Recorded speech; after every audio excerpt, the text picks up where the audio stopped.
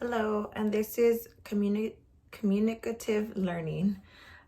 This approach is very much student-centered, and so the teacher isn't doing a lot of the talking. The students are very interactive with one another. It does support a naturalistic environment for your L2s. It fosters social skills, information exchange, accountability. So, it's not just one student taking over the whole group. Everyone is kind of part of the group, giving their feedback, giving their opinions, and it fosters a lot of teamwork. And so the activity that I had set up for mine, this approach can be used across all the core curriculums. I just chose math for this particular demonstration. And so basically what the educator would do initially is in a whole group setting, you're going to show them exactly what you want done. And then once that happens, you're going to break them off into centers. And so starting off, I have a math problem that's going to be used with base 10 blocks. You would go through each step of how you want them to do it.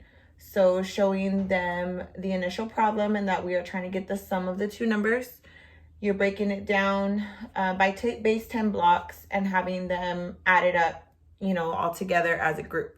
So you're showing them a solid plan of how they're going to work once they move into their groups. Now, this is the portion when they break into groups that the educator is highly in charge of. It is up to us to be very methodical, very thoughtful of what groups we set up. So this activity is not, we're going to throw groups together and it's just going to work.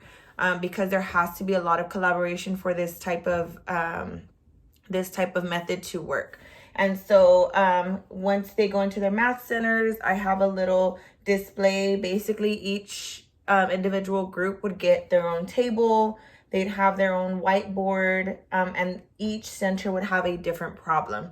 And so each center can be set up with manipulatives. You're going to want a timer when it's going to be time for them to switch from one center to the next. In this case, they're not different activities, they're just different math problems. And in each center, I would have it set up to where if it is a group of 3 at center 1, Alejandra is going to be kind of like the lead in that center. Going to center 2, the same group, instead of Alejandra, it could be Jonathan. That would be the leader of the group at that time. And that's, again, just fostering that they're each communicating with each other. Someone does take that role, so they're taking the accountability for what they are learning. Again, you can have manipulatives like base 10 blocks that you would have in there. You can have a hundreds chart.